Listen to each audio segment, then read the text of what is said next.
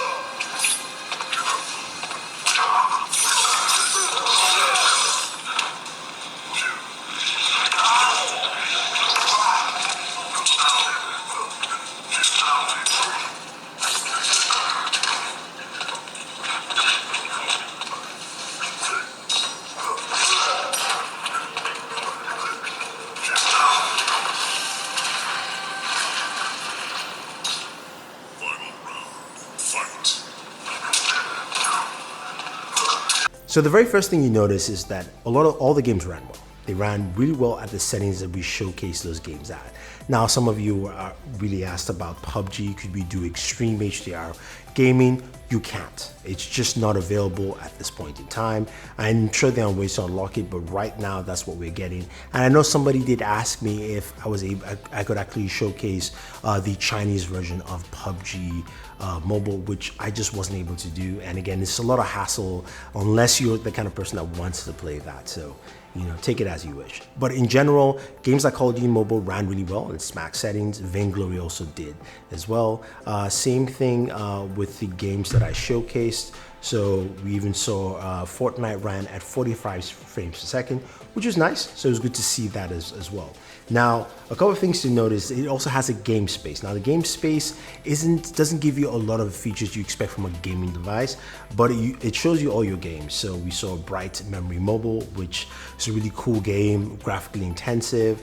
Vainglory is there, you have all your games listed in there, and you have a few settings you can go to. You can see the amount of time you play the games per day, the most played games you've actually used, your battery usage as well. Those are the kind of things you can go through, but it doesn't give you any of your stats like the FPS for games, so I use a separate software for that. But you can see, you know, PUBG Mobile ran around 60 frames per second, same thing as Call of Duty Mobile, and then Fortnite was at 45 frames per second, so we got that, and Vainglory ran at 90 frames per second, so that was actually cool to see. Now, when it came to temperatures, though, the system went up to about 38 degrees Celsius, which is fine and actually was pretty good, especially for a device that doesn't have any special cooling whatsoever. So that was actually good to see.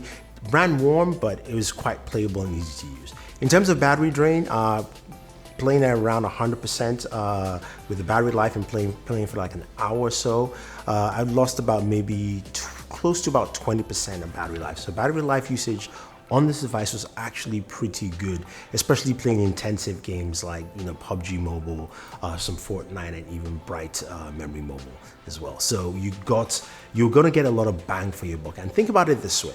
This device, now the version I do have here has 12 gigs of RAM, 256 gigabytes of storage, but you can start off from 6 gigabytes of RAM, 64 I believe, and that starts at $335, and I think that would still run. Even if you're not getting that version, you start off with the base version, at least in other parts of the world apart from India, that starts at 8 gigabytes of RAM for 400 bucks. You're gonna get this kind of gaming experience. So I don't think you'll find a lot of Android devices out there that are priced starting at $335 to give you the kind of gaming experience you're going to get on this device. Now, you're not gonna run everything on max settings. There's some games, like you said, PUBG Mobile just wouldn't run at max, but that is to be expected. I liked what I got with it. And also I like the extra features you're gonna get with this device. It's got a really solid camera. The images I took from the camera are really nice, daytime photos, some nighttime shots as well. I think, you know, even the different, you've got, you know, a wide angle lens, you've got a regular lens and a zoom lens, or at least a 2x zoom, and everything just comes out really nice, and you really can't go wrong spending $335. I'm gonna stress it again. $335 for this device to give you that kind of gaming performance, great image quality, a solid build overall, fast charging included. I mean, what's not to like? I think overall, if you're a gamer, if you're looking to cut costs and not spend a lot of money, the OnePlus Nord is probably the device you should pick up. It's going to be one of my top devices of this year, not just because its price point is really attractive, but it's the combination of the price point and the fact that the performance is packed in, and you're going to see a lot of good things from it. Now, if you want to see some camera comparisons, I was thinking of doing one, but definitely go ahead and check out my buddy Super Saf. He's doing a camera comparison with another device that's priced at $400, the iPhone SE, to see how well they actually compete with each other. So check that out. But any more things you want to know about gaming on this device, let me know. Check out the Gaming First Look. Also check out this video. Leave your comments down below if you have any comments. And don't forget to like, share, and subscribe. This is Thunder E saying thank you, and always enjoy entertainment.